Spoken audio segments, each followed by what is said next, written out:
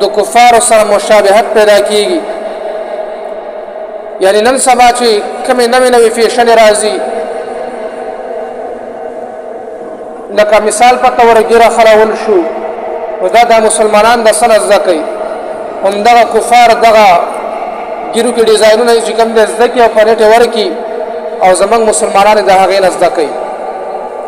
څنګه چې نن سبا محترم او کفار هغه جامه اختیاروي، هغوی پیزار اختیاروي، دغه شان هغه مسلمانان هم اختیاروي.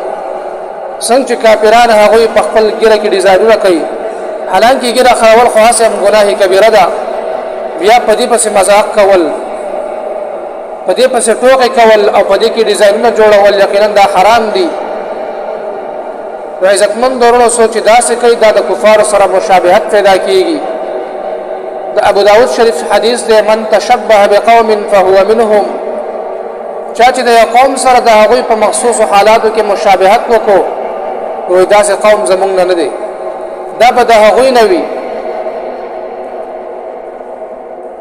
ابن عباس رضی الله عنه فرمایي چې د مشابهت نه مراد عام دی، که هغه په شکل او صورت کې وي، که په کپړه پیزار کې وي یا په نور څه کې وي، لیکن د کفارو سره د مشابهت وکړو، نبی علیہ السلام فرمایي چې دا ذکر زمونږ نه دی.